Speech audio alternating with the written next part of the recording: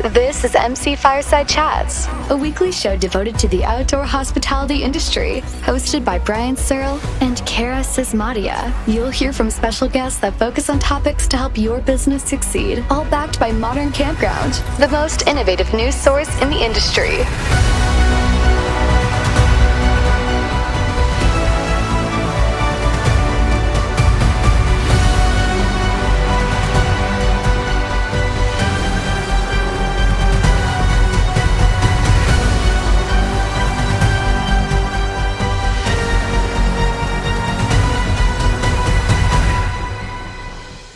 Everybody to another episode of MC Fireside Chats. My name is Brian Searl with Insider Perks. Super excited to be back for our fourth week episode that focuses on the RV industry, all the things that are happening at RV, outdoor recreation, all those kinds of places. So we've got a couple special guests today, as well as our recurring guests here. We're pleased to welcome back Phil from RVDA, Eleanore from RVDA of Canada. Is there really a Canada on the end of that? Or how do I differentiate that? Yeah, RVDA and RVDA of Canada. Okay, cool. All right. So I did get it right. I just forgot the honor.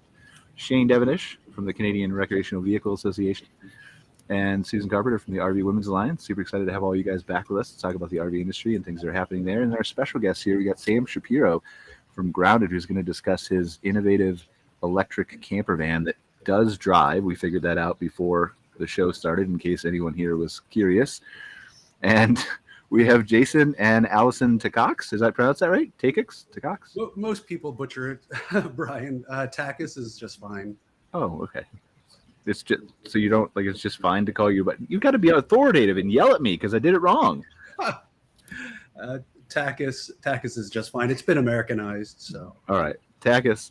They are here to share their experience as a family of full-time RVers, and then we're supposed to have somebody else here, Bill Widmer, the founder and CEO of Adventures on the Rock, and he apparently is not here yet. So hopefully he'll be able to join us. If not, and we'll see if we can book him on another show. But what's on the agenda, guys? Before we introduce our special guests here, well, actually, why don't you briefly introduce yourselves, and then we can circle back to you guys. So Sam or Jason and Allison, which one? Feel free to fight, and whoever wants to go first, go. You guys can go first, Jason and Allison. All right. So, Brian, actually, we are part-time RVers, something a little bit different on the show. Okay. We have been RVing for about 8 years. We moved to Texas about 20 years ago, and we have been RVing for the past 8 years. We decided that it was an important step because it was a little bit hot in Texas, and we wanted to RV year-round and share it with our kids. So you're not in Texas now, are you? Because I heard it's really hot there right now. Oh yeah. We're in Texas. The feels like temperature was 118 degrees the other day. Why are you there? You can come up and see us in Canada. It's my fault. I brought him. So sorry, yeah, we're part-timers, and we actually right now are ambassadors to Thor Industries and Jayco. Okay. And we also made a class on campground etiquette. We did that for Road Pass University. And in general, we create content for a variety of companies, and we just try to share our experiences and inspire people to RV. Awesome. I'm super excited to dive into that with you. Talk a little bit about your story, how you got started, how you ended up in Texas in 118-degree weather. I feel like if you're part-time, the part-time would be now you should go somewhere else and then come back, right? We'll try to spend part of our time up in Canada. Maybe it's too hot to leave now. Maybe you got trapped. The wheels on the RV might melt. So it's possible. I don't know. Sam Shapiro. Blink twice if you guys are okay. Right? I could just shut up for the rest of the show. It would be way better if I do. So my name's Sam Shapiro. I'm the founder of Grounded. We are an electric camper van company. So we're building modular electric camper vans, and basically, these are fully electric vehicles that are drivable. And our first model was called the G1, which we sort of announced a few months ago and shipped to our first customers a couple months ago.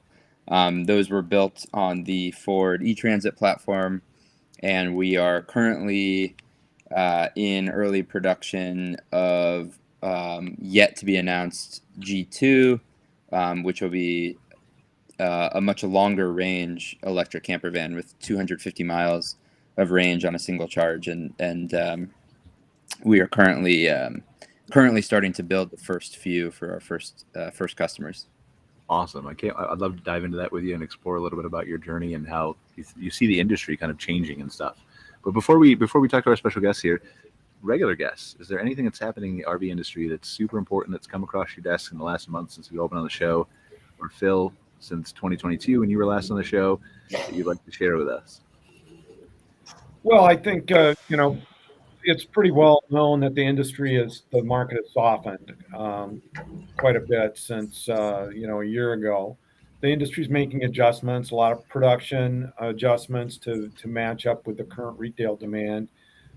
Dealers are well stocked right now. The stocking issues that we were talking about are long gone, and so dealers need to work through that inventory and move forward. So, the RVIA just a few weeks ago put out their shipment forecast for 2024, and we are going to see some slight improvements as we move through the third and fourth quarter of this year, and then into next year. Production should, increase. It's not going to be like it was in 2022. We're coming off record years, but we do see some gradual improvement down the road. What do you think, Phil, is leading? Like, we all know what's leading to the downturn, but what do you think will lead to the upturn next year, or what do they think? Well, I think a lot of it is just that right now retail will outpace wholesale, probably by about 30 to 50,000 units in North America between U.S. and Canada. That's the prediction, because there was a lot of ordering going on in 2020. A lot of that stuff came in later than the dealers anticipated, and now we've got months and months of inventory backed up on dealers' lots, unfortunately. So we got to work through that. There is some uncertainty about the economy still, Sure, especially here in the U.S. with higher interest rates. That is impacting the market, certainly. And but there are some bright spots on the horizon. The recession that was predicted is really not materialized yet anyway. The job numbers are very good. Gas prices are stable.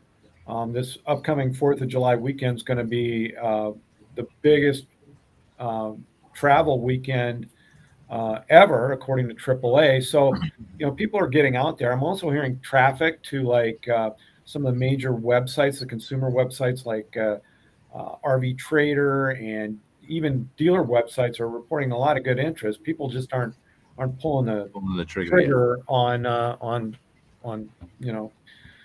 the purchase. So, things, once I think they'll settle down, and I know, you're seeing the same things in Canada, right, Eleanor? Yeah, absolutely. I mean, I can echo what you say. Sales are soft. The thing is, a lot of dealers are comparing, sales for over 2022 and 2021, which were just crazy. So we're kind of looking back and saying, okay, well, let's compare to 2019, which is sort of a little bit more realistic. And at that, we're down about 18% from 2019. So, definitely off, but not as bad as if you just look at the year prior. Our dealers are saying they're getting, lots of traffic to the website. RVing Canada, which is our marketing branch, has had some incredible hits and some really good stats. So, we know the interest is there. Dealers seem to be very busy on the service side.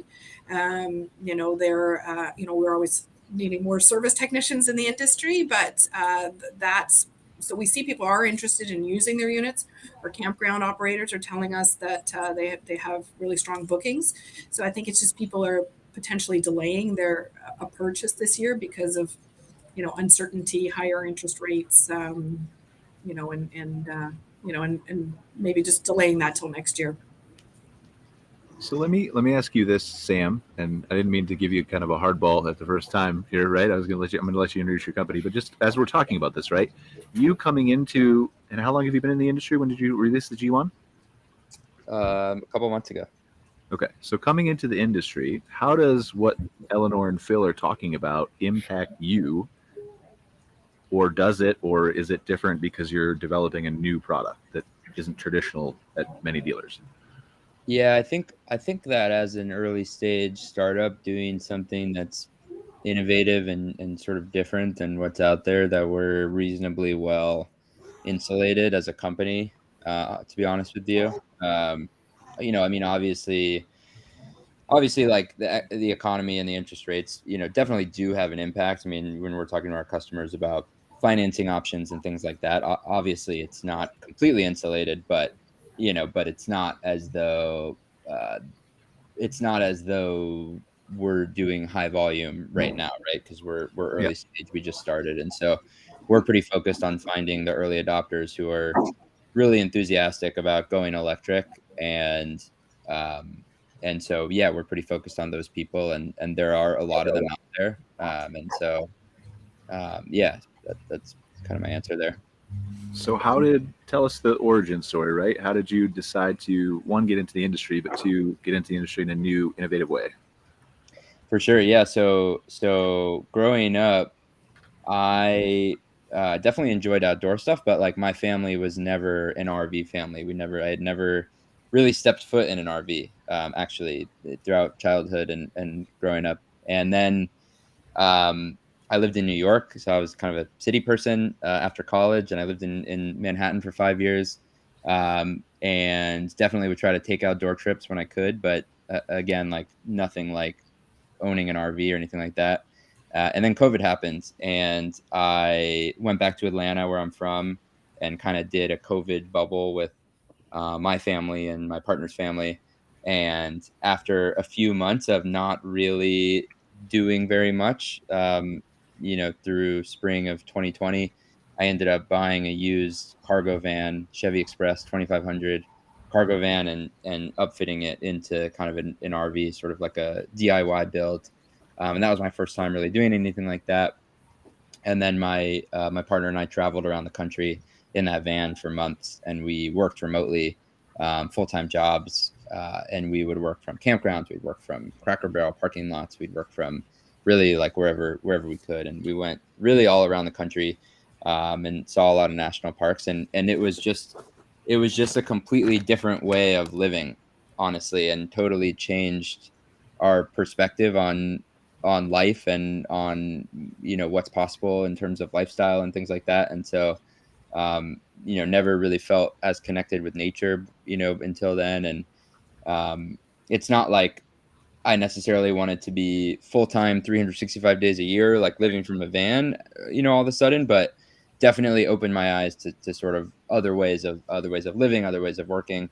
And so that's kind of what sparked my interest in camper vans and RVs. And then the just to add, the electric side came in because there were sort of all these problems that were driven by the fact that this thing was gas powered. So like it broke down at one point, had mechanical issues.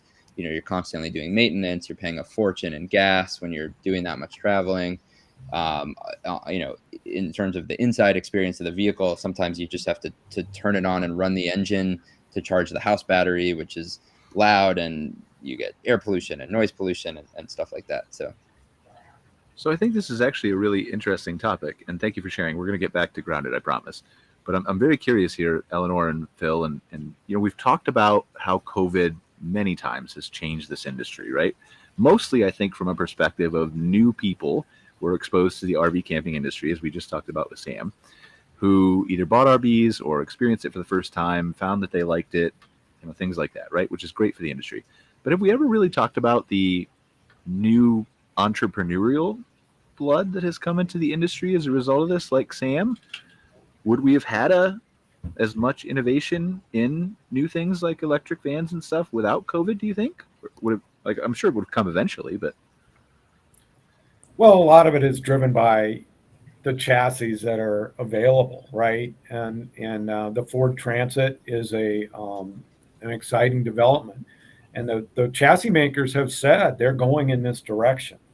And it doesn't matter what, you and I or what everybody else thinks about it, they are going to go that way. So RV makers are going to have to adapt. And certainly Thor Industries, a couple of years ago, with their Airstream vehicle, the E-Stream, Winnebago is taking a leadership role. They've had an electric motorhome with a very limited range in a prototype state for a while, and they're working like everybody is to increase that range, because that is the big issue. Is range anxiety when you're out on the road. And then, okay, the other thing that we're working on, and I know Eleanor's working on this in Canada as well, is we've got to have a real strong charging station in rural areas. We've got to have places for people not only to charge their electric motorhomes of the future, but 90% of the business is tow vehicles. So those Ford Lightnings and Rivian pickups are going to need to have charging. So I mean, that's a huge public policy issue that RVDA, RVIA is working on through our Outdoor Recreation Roundtable. And I sat in some meetings in Canada with Shane and Eleanore, and I understand you guys are in the same boat, right? Yeah, absolutely. I mean, we have, a lot of land, a lot of places for people to go RVing that are remote, but that don't have the electric infrastructure, in the rural areas. So I think the industry was moving that way to begin with. I mean, that Winnebago prototype was, I think it was 2019 that they brought it out, early 2019.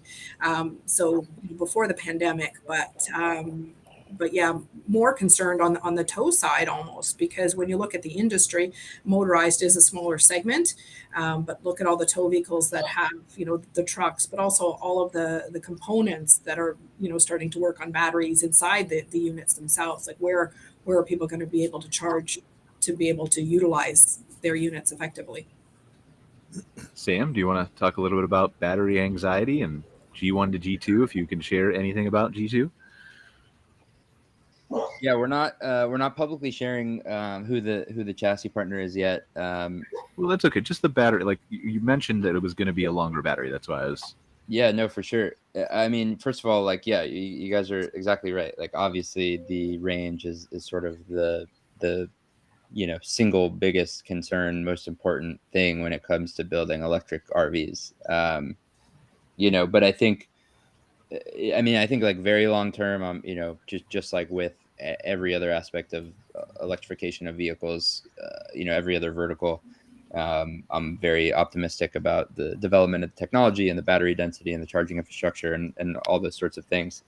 Our Next Energy, with their 700-mile range on a Tesla Model S with their battery, they're starting to deploy pilots with OEMs and things like that. So I think like the future is very bright in general for all this stuff. I think the IRA is already starting to have a extremely meaningful impact on charging infrastructure investments all over the country, including in rural areas. So like it's all happening. The momentum's there. The IRA is going to have an enormous impact. It's obviously the biggest climate related sort of infrastructure bill ever in history.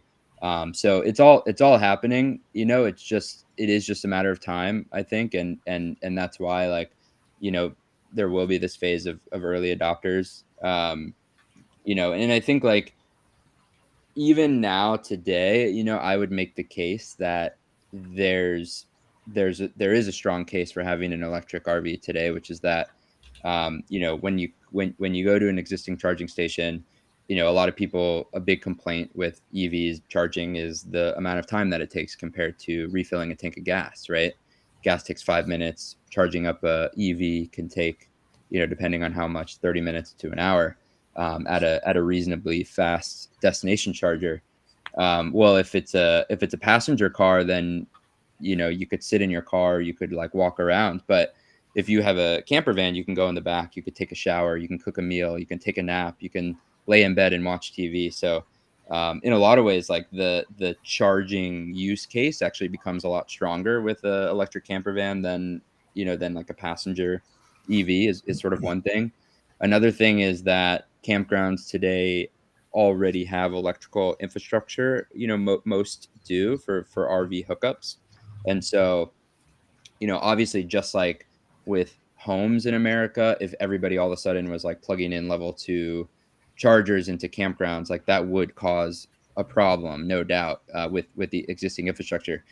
But a level 1 charger that's doing 15 amps at 110 volts, like that's the same as, that's sort of like the lowest, sort of slowest charging rate that you can do. And I think that wouldn't really necessarily cause a problem, and it would charge your electric camper van very slowly. But the good thing is, you're parked there for 1 or 2 or 3 or more days anyway. So, I think that it's not like you're completely, unable to have any sort of reasonable experience today with going electric. Now on the towing side, that is sort of like a whole different interesting thing, right? Because when you tow anything with any vehicle, whether it's ICE or EV, you cut your range in half, like period. And so that's less of a problem when you're towing with a gas powered vehicle, because you cut your range in half. But again, it's like very easy to just refill your tank of gas. It's obviously a bigger problem. And so that's why we're seeing companies like Lightship and Pebble that was just announced that are also approaching electrification of the RV industry like Grounded, but they're approaching it from a different angle, where they're like specifically tackling the towing, being more aerodynamic problem, maybe like the E-Stream, including a powertrain in the towed vehicle to help support the carrying the tow vehicle. So I think there's like a lot of interesting solutions here, and there's a lot of companies and agencies tackling these problems from different angles, and overall like very bullish on long term how this plays out. I have a question for you. So if it wasn't for COVID and trying to get out of the house, do you think you would have gone down this road? No. And I feel a bit almost guilty saying it, because obviously COVID was this horrible thing and lots of people died and got sick. And so like, and obviously I have friends that were, friends and family that were very negatively impacted by COVID. And I'm lucky in the sense that for me personally, I had this sort of positive thing come out of it, where it kind of forced me to leave New York City and end up, doing these things. So I think life just has a weird way of doing things sometimes. And yeah, I don't think that any of this would have happened for me personally if it weren't for COVID happening. And you always have to find the positive during the most negative things, right? Well, you have to. I mean, I wouldn't feel guilty. I think that's a great story, and kind of goes into what we were talking about, and innovation, and how COVID played a part in it. What is your background? Just curious. Yeah, so I was actually working in advertising technology, sort of doing software and product and wearing some different hats in New York. And then I, funny enough, went to SpaceX to write embedded software for Starlink satellites and Wi-Fi routers sometime sort of right after that campervan experience. And actually, it is also related to this whole thread, because what really initially led me to go work for SpaceX and Starlink was I was building that campervan, and then getting internet was sort of like the next big challenge, because we were working full time from the van, and we had this janky little like cellular antenna that was trying to like pull a bunch of cellular data from the big networks and stuff. But every day I was on Reddit checking the Starlink subreddit, seeing like when I might be able to get a Starlink, and that sort of like eventually led me to just go work for working for the company was like the fastest path to getting a piece of hardware. So not a bad strategy. All right, I want to get to Jason and Allison, and thank you guys for being patient. I want to tell their story. Before I do, because I'm going to forget, I have to thank our sponsor for this episode, AccessParks. We're going to play a brief video from them, and then we'll be right back. We're going to talk to Jason and Allison. Want to increase your revenues by up to 20%? Guests stay an average of 2 days longer when they stay connected. We are the only provider to guarantee the 25 megabits per second speeds that your guests demand at no upfront costs. and you'll be up and running in just 6 to 8 weeks. With our fiber optic network serving 30 million annual visitors, you'll experience zero risk to deliver guaranteed speeds to your guests, even during peak hours. It's Wi-Fi that just works. Guaranteed broadband is here. Really thankful for AccessParks for being a sponsor of this show. If you guys own a campground RV park, as I know many of you do, watch the show. If you're looking for better internet service, then definitely reach out to them and see if they might be able to help you. So Jason and Alison, part-time RVers. Sorry for messing that up in the beginning. I did have notes here that said you were part-time, but apparently I struggle to read, specifically on Wednesday. So appreciate you guys being here anyway. But tell us the story of Jason and Alison. How did you guys get started in the industry? So we moved to Texas about 20 years ago, and we used to live in California, did lots of tent camping out there. And when we came to Texas, camping weather is pretty short. You have some nice outdoor weather in the spring and the fall, but then you're fighting thunderstorms. So we knew that to camp year round, we had to sort of have a controlled environment. So when our kids were 3 and 6, we decided to take the plunge. And just How old are your kids now? 13 and 11. You don't want to tell us? That's fine. I wouldn't want to tell you. Role reversal right there, usually. Right? I mean, I was just trying to, it was a backdoor way of figuring out how long you've been RVing is what really, I was just asking. Yeah. So after 10 years, right? Over 10 years, what have you found? What have you adapted? What have you changed? What have you loved and hated? So we've started to move, as we've created more content, we've started to really move into astrophotography, okay. Which you can see some of that on our pages. But the thing that that inspires us, I would say, is dark sky camping. And there's been a big rise in astro tourism. And that's one of the main reasons why we camp 70 to 90 days out of the year. There's just finding in a campground that is dark and has proper dark lighting is just awesome. We just love finding. No, that. I will share that. Right. So I don't really go. I'm not rich enough to own an RV yet, but I did go to Jasper National Park, which many people I think here on the call have been to, I think 2 years ago, and it was a dark sky certified, downtown area. They'd just gotten it, I think, a couple years ago, and so we went to an observatory near a hotel, and they were telling us all about that. And just, you're right, like it was unfortunately a little bit of a cloudy night, but you could still clearly tell the difference between having the light pollution and not having the light pollution, and the ability to see that stuff. So is this why you both share this interest, or? It kind of evolved from there. Jason is into videography and I like photography, and we're just hikers in general. So we like going out away from people into nature. And once we started camping in these darker areas, just our passion for the night sky just kind of evolved from there. And luckily in Texas, not too far away, we live in the Dallas-Fort Worth area, just a couple hours west. We can get out of the city lights and get under some pretty good skies. So go ahead, please, Jason. You look like you want to say something. Yeah, I feel like a lot of campgrounds could actually start selling that as a point to just install darker, just proper lighting, and you could really, you can modernize, modern campground. You can modernize your. Thanks for the shout out. I appreciate that. No problem.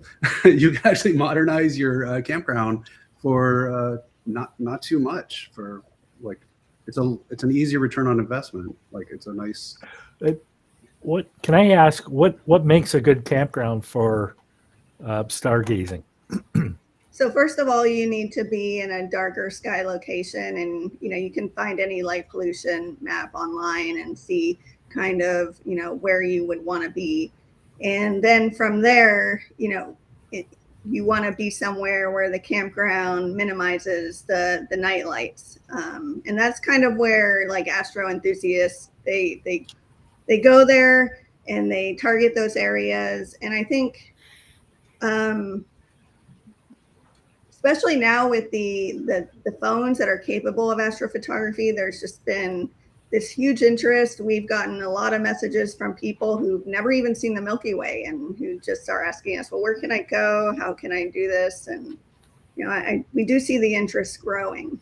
Even my own students, I'm a school teacher of over 20 years. My own students, okay. I would say just about every one of them they haven't seen the Milky Way, which is just kind of mind-boggling. Some of you guys might live a little bit closer to darker skies. Yeah, but it is interesting. Like, you bring up a really good point, right? Like, there's until I went to Jasper, and I'll admit this, right? Like, I had an appreciation for the night sky, but for sure it grew when I learned about it and actually could see it better. And so it is interesting that some of our kids, and even me when I was in school, right? And I'm super old, but weren't really exposed to that. At least I don't remember being it. I'm sure there are schools who are. Yeah, I think the stat is like 80% of Americans can't see the Milky Way from where they live, and light pollution is a doubling, or it's rising 10% every 10%. Yeah, every year it increases by 10%, which is kind of a staggering number. Soon you probably won't see all of the stars. I mean, and it's kind of hard. Musk is going to solve that for everybody. We're going to go to It's hard to fight for a problem that a lot of people just don't experience in their everyday life. People are worried about, things that are important to them, like, the paying their bills and, everything like that. And so but it does save a lot of money for campgrounds when you do install lower luminance lighting, your LEDs that are kind of orange and warmer. So I'm curious about something here. We continue to talk about campgrounds, right? And you're not wrong. I think that's a good point. But from the RV industry perspective, is this something that any manufacturers or is that a thing, light pollution from the outside lights of an RV? I mean, possibly in the future. I mean, I guess I'm really talking to like the dealers here, right? Is there an issue, or not an issue, but is there any thought being put into this by any manufacturers about light pollution, or making because there's a marketing side from the dealer standpoint, or a manufacturer side standpoint too, I think, perhaps. Well, you can just turn off the lights, okay, Brian? Well, you also turn them off at a campground too, right? So be kind to your neighbor. Turn off your floodlight. Yeah. I don't think there's there really hasn't been much discussion on this matter that that I'm aware of. But and maybe there doesn't need to be, right? I'm from the campground RV park side primarily. I'm asking from a place of ignorance. So tell me if I'm right. But on the campground side, I mean, I really like it, in terms of, like you said, Brian, marketing. I think so back in so I'm in Vancouver, and you've got Vancouver Island and the west coast of the island. Tofino is a great little community. And they used to have this lull season in November because it was storming and nobody ever went. And now, we went because it was cheaper, but now people go because there's storm chasing and storm watching. And it's become, just a huge tourism. On my list. Right. And so in May too. Yeah. So then I'm thinking, for the campgrounds that are more remote, that have, potential less of an opportunity to draw people, right? They're a little bit further away. I think this would be, I would definitely go somewhere a little bit further if I had that opportunity to see something. Well, that goes to the experience, right? And we've seen that. I think it was maybe 2 years ago in Camp Spots Awards that they gave out. There was a dark sky campground in Nevada. I think won one of the top spots in their awards. And so for sure, there's your proof right there that if done right, just like anything, but this is a niche, right? Depending on your location, then you certainly can take advantage of it. So tell us, Jason and Allison, how do you, so switching away from dark sky for a second, how do you go from California to part-time RVing to Texas to becoming ambassadors? Because lots of people RV and don't become ambassadors, right? When we moved from California, the reason was my family was here in Texas. And so I dragged Jason kicking and screaming from the mountains of California. Did you really kick and scream, Jason? Or I tried. But, once we had kids, we did take a break from camping. We had the little kids, and we're just trying to survive. And then once, those daycare bills stopped, we bought our first RV and just started, photographing our journey. And the camper happened to be in a lot of our shots just because that's where we were at night. And we just slowly built a relationship with some of the brands, and it just blossomed from there. So can you tell us what you currently do as ambassadors, or? So what Jayco is looking for with their Ascend community is they want real people enjoying their product in a genuine and sincere way. And so they have people from all walks of life, different reasons for RVing. Some people use it to go to events, and some people use it full time. And so the members of the Ascend community just, show their experience with the product instead of, it being models posed in front of a camper. It's, real life. Okay, that makes sense to me. I mean, I'd certainly prefer to see an authentic experience. So, I'm a marketing guy, right? But and it's easy to do when you really love the product too. So it sells itself. That's fair. All right. Are there any? I was just going to be mean and ask you if there's any products you didn't like, but I'm not really going to ask you that question. So, all right. So what else is on our desk, right? We've talked to Jason and Alison, really great origin story and how they got involved in this industry. And the dark sky thing was awesome.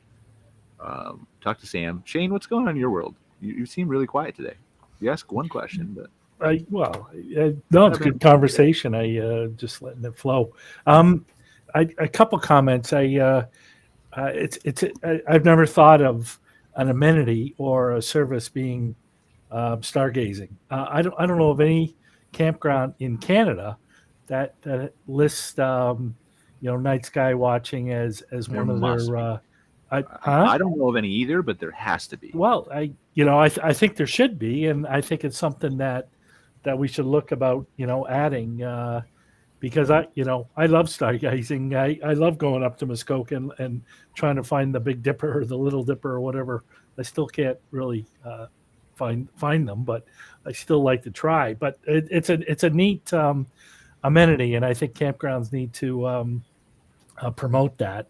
In the last month, Eleanor and I visited with our RV counterparts in the U.S. In Washington, D.C. We had some good meetings, and found out that, Canada and the U.S. are going through similar challenges right now. And it's always good to share information. We do this every year at the beginning of June during their committee week. And it's, it was a real benefit for me, and I'm sure Eleanor too. I want to ask Sam something if I could, and I guess remark on your what you said before, Brian, about entrepreneurs coming out of COVID or during COVID, and think of this. I can't think of very many because it was such a challenging time. We're existing guys who have been around 30, 40, 50 years, couldn't find parts. And I couldn't imagine a startup trying to do it. But Sam, where in your product is different? It's unique. You're unique in that you had no camping experience at all. And yet you've probably got all these ideas from traveling around and seeing other stuff out there. I'm curious where you see your stuff being different than what's out there. Yeah, for sure. So obviously, electric is just sort of first and foremost the big thing. But I think that, again, you could draw the analogies with passenger cars. Like electric can't be the long-term differentiator.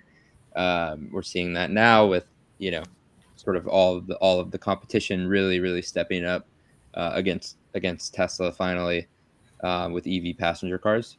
So one of the things that we've sort of put a stake in the ground as differentiators of the core product are sort of two areas. One is modularity. So we've sort of designed this modular system for the interior of the vehicle where we allow customers to have a level of customization that is, far beyond what you would have when you're just sort of selecting from, you know, 1 or 2 preset floor plans from a big manufacturer.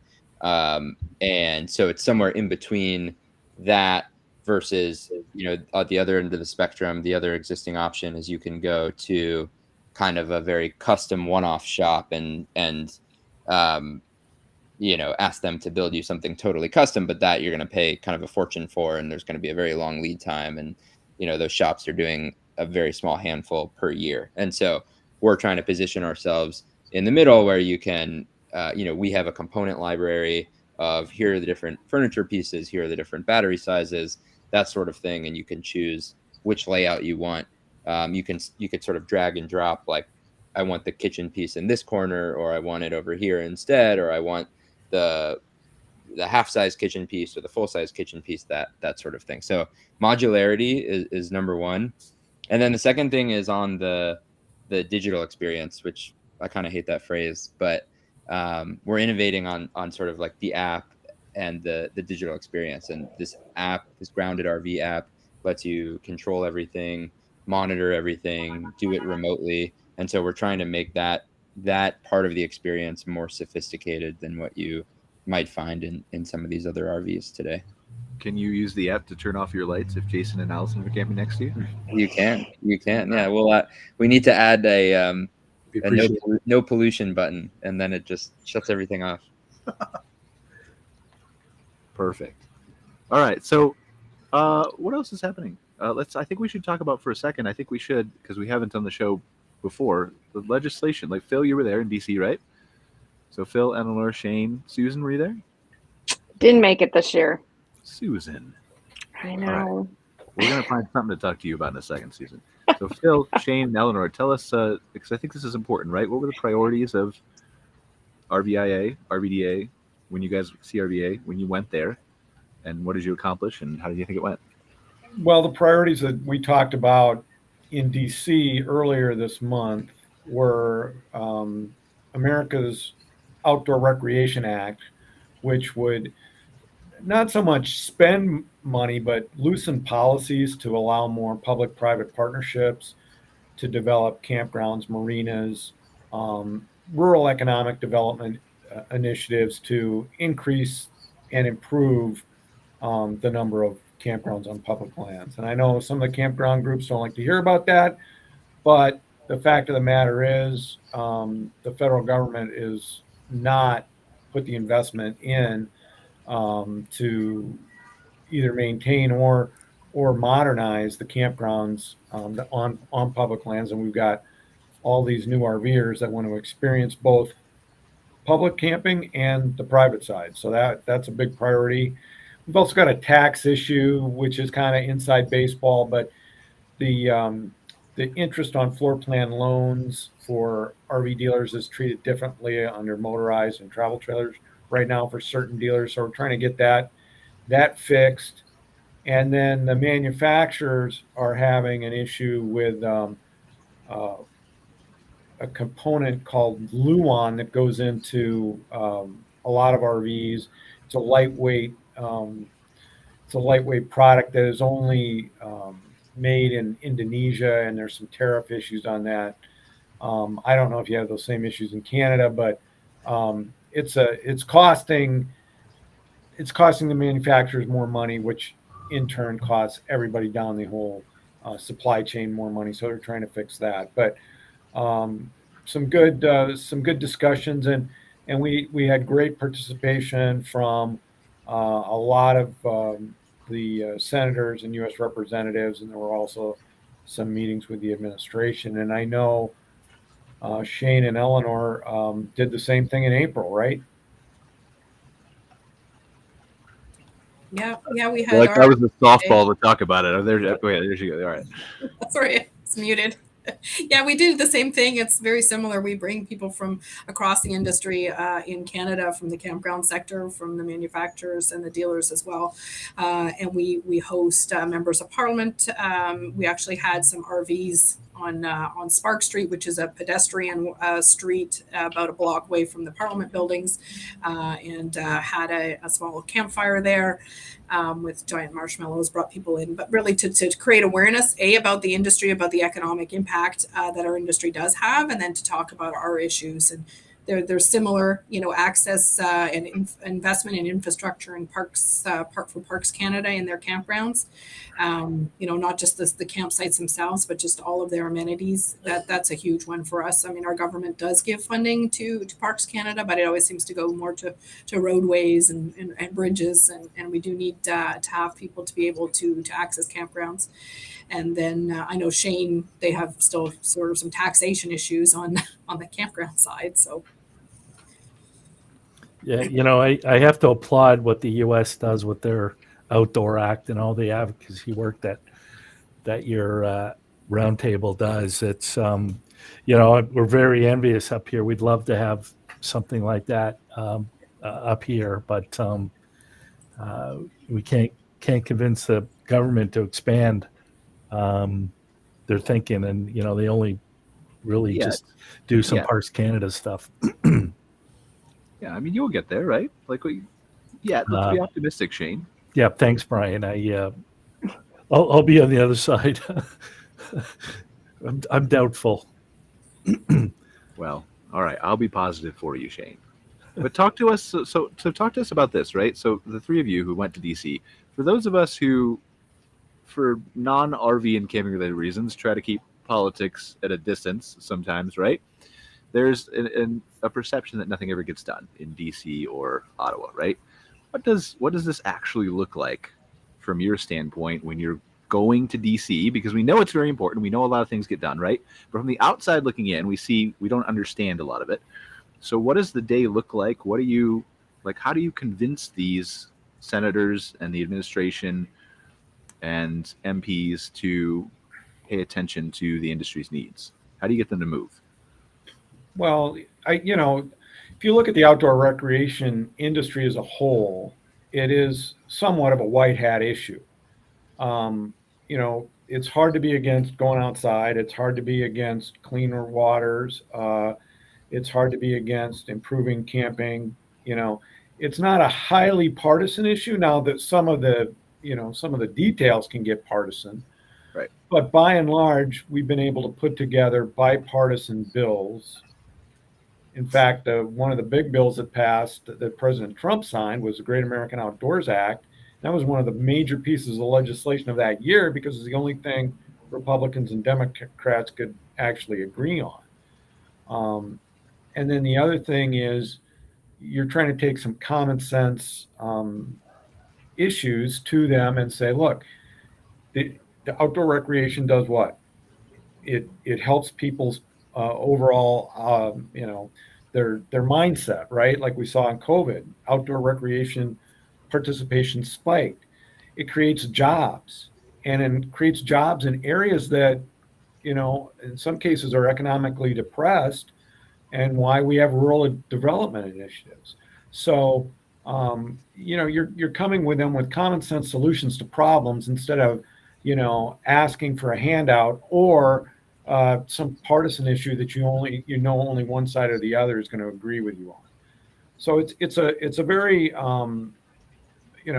Big Ten approach that we're taking to try to increase jobs and increase the quality of life for Americans, and we do get a good reception on Capitol Hill.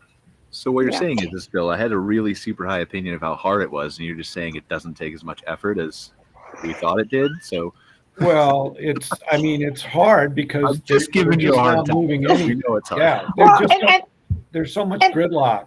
They don't. Yeah, and I think RVDA of Canada and RVIA all year long does a great job of lobbying for the industries, right? So they're always in front of them trying to, rah for us, right?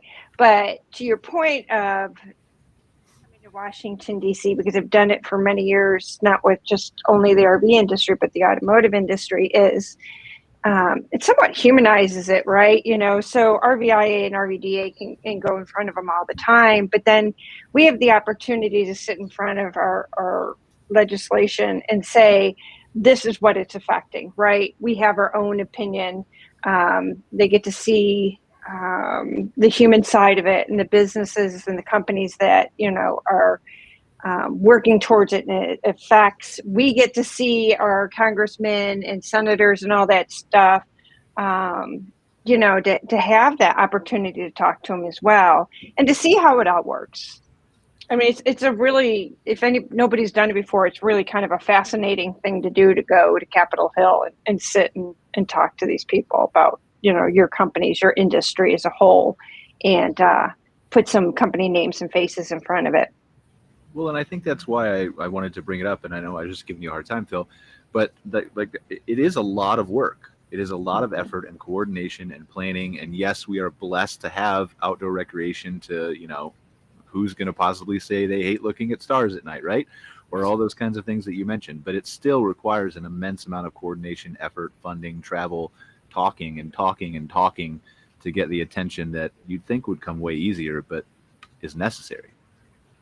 And so I want to make sure we're not minimalizing that, because it feels like sometimes, like me, right? It's very easy to mistake that, they just fly to DC and walk in somebody's office and sit down and talk to them for 5 minutes and get what they want, right? But that's very clearly not the way it works. No. And I can say, if you don't do it, you have zero chance of getting it. Yeah. And, Eleanor's group, we're fortunate to join RVDA of Canada all the time in Ottawa, and, they do a great job, and you may not get things done, but you have zero chance if you're not there in the first place. And sometimes they surprise us. Yeah, I mean, there was, we've been doing it for over 20 years, and there was a new luxury tax that was put on higher end automobiles and boats and small aircraft. And fortunately, the RV industry was not included in that. And I think that really came down to, the fact that we've been there. We knew some of the policymakers, we knew the members of parliament, and, they really understood that, RVing is for affordable family vacations. And so, that's a win. That wasn't something we were specifically, going after, but, as a result of everything that we've been doing in those continued relationships, we were able to be successful for the industry. We just need to get everybody who's a politician to be an RVer, right? And then they would all understand the industry, and we would have to explain it less. Like, we should recruit somebody like Sam, and I'm not saying this publicly because I don't want to say it in front of everybody, right? We should recruit somebody like Sam to just give them all RVs, and they'd love the lifestyle. Like, I would never say that obviously publicly. It might constitute bribery or something, but. Are you paying, Brian? Are you paying? Which is what? Am I paying for it? Are you paying? No, I can't even afford one for myself. But it is true. Like you say, some of them don't know much about RVing, and we're actually doing a summer outreach campaign. We're trying to get at least 12 to 15 members of parliament in RVs this summer, so they get to experience the lifestyle and go on a trip themselves. Because they're Sam before COVID. Yeah, exactly. Mm-hmm. Most people who make them and build products for them have never RV'd before. Brian, I think I can get you into an RV for $200 a month. I don't even know if I have that. I have to travel to Calgary to go to an RVDA meeting, and that's 14 minutes away. I don't know. I got to spend gas to get there. It's expensive. Well, buy one of Sam's. That's true. Sam, can I have an RV to travel 15 minutes to downtown Calgary? Put some solar panels in your house. Where can I get an RV for $200 a month? Is that really a thing? Yeah. We can talk after the show. Yeah. All right. Bit long financing. We'll talk after. We'll talk off. It's like I got to give you to a guy in an alley somewhere. He's going to take care of you, though. You just tell him that Jason sent you. All right. What else is going on? We got 5 minutes left. 6 minutes in the show. What else do we need to talk about? Anybody have any big holidays coming up? Want to wish all of our U.S. counterparts and our Canadian counterpart Canada Day, Canada Day, 4th. and July 4th. We didn't talk about that on the show. We were talking about beforehand, right? Do we want to talk about RV travel and the great outlook that we think is coming here for this weekend. Yeah, it's a busy week, busy time. Fun time is when you're born and raised around Buffalo, New York, and Niagara Falls, because we're right there. They celebrate it together, 4th of July and Canada Day. It's one big celebration. It's a lot of fun. If there's any testament about RV travel versus air travel, look at all the planes that were canceled over the last 2 days. So, yep. And they say it's going to be worse. Every day. Get an RV. Smoke, though. Huh? You're talking about because of the smoke in the last 2 days? But yeah. Yeah. Seen cancellation. Yeah, that, and there's a software upgrade that they're all required to have by, I think, was it August 1st or something like that? And they said there's going to be a lot of delays because of that, because they're struggling to get that implemented. I think I read the Calgary airport lost power yesterday, too, or something. Oh, great. Great. So, that's fine. Thanks, Brian. Who needs power, right? Hopefully fixed by next week, right, Eleanor? Yeah. Exactly. Hey, you can drive an RV through smoke if you can't take off from it, you know. I mean, you could. Probably not the best idea in the world, but all right. I didn't say fire. I just said smoke. Does anybody have plans for July 4th or Canada Day? Probably are we all in the office, or are we going somewhere fun? Probably camping at a vineyard. Nice. In Texas? A dark vineyard. Yeah, actually, yeah. Well, sure. I mean, that's what red wine is for, Shane. Yes. Stars look better after a couple bottles, that's for sure. I mean, I don't think anybody would argue that.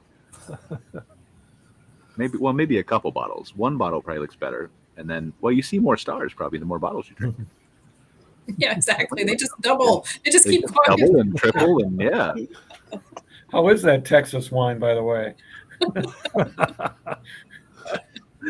So I have a question for Jason and Allison. Where are you going to go see the eclipse at? We will be in, which eclipse are you talking about? There's 2 of them. Okay. So Sorry. Both eclipses. I didn't know. Sorry for nerding out on you. there's an annular eclipse that is on October 14th. What's it called? An annular eclipse. So it's when you don't have full blockage, you get kind of that ring of fire. Ooh. And so we'll be I'd like to see that more than I would the regular eclipse. Yeah. Mm-hmm. And then there's the total solar eclipse next year. The one everybody talks about. That's what I meant. Well, that is actually, we're in prime location for that, but we'll be staying on someone's property for that. Very cool. All right. A little boondocking. Well, Sam, wrap up the show here from your perspective, from Grounded's perspective. Thank you for being on, but tell us where we can learn more about your electric camper vans and follow your progress. Yeah, you can learn more on our website, groundedrvs.com, and sign up for our newsletter. We'll be making a more official announcement about the G2 pretty soon, so look out for that. And yeah, thanks a lot for having me on the show. Great to meet all of y'all. You too, sir. Thank you for your time. Jason and Allison, where can they follow the Takacs? So we have a website, rwtadventures.com, which is road tripping with Takacs. And you can see. We have a good light pollution map on there for you. So when you get in your RV and go find a dark sky. That'll lead you to our Instagram and Yeah. YouTube and everything else, all the other social media The content. dark sky map will, or your website will? The website will. Mm. All right. What else do we have? Anybody else want to say some final thoughts? We have a minute and a half left. Phil, Eleanore, Susan, Shane? No, just happy 4th of July, everybody. Yep. Happy Canada Day. Canada Day. Canada Yes. Thank you. Thanks for having us. Stunned that you keep forgetting this, Shane. You're here. Like, I didn't even know Canada Day was a thing until I came up here. Like I did, but It's right? a huge thing. Mm-hmm.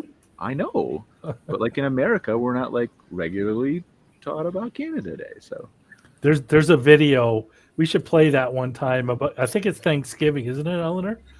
About the two neighbors that come out of their house. One's American, one's Canadian, and they're talking about the Thanksgiving.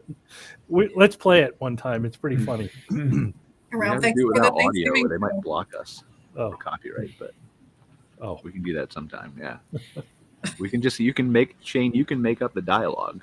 You and Eleanor can play the neighbors. It's like Brittle Star. I think Brittle Star is the comedian. yeah. All All right, guys. Well, thank you. I really appreciate you being on another episode of MC Fireside Chats with us. I want to thank our sponsor again, AccessParks. Really appreciate them being a supporter of our show. And we will see you guys next week again for another episode. So have a happy 4th of July. Have a happy Canada Day. And enjoy a summer full of RVing. Take care, guys. Thank you. Thanks, everybody. For having us. Thanks for watching this episode of MC Fireside Chats, hosted by Brian Searl and Kara Sismadia. Have a suggestion for a future show or want to see your campground or company as part of an episode? Email us at hello@moderncampground.com. Join us next week for another episode. And don't miss the latest outdoor hospitality news and commentary from around the world at moderncampground.com.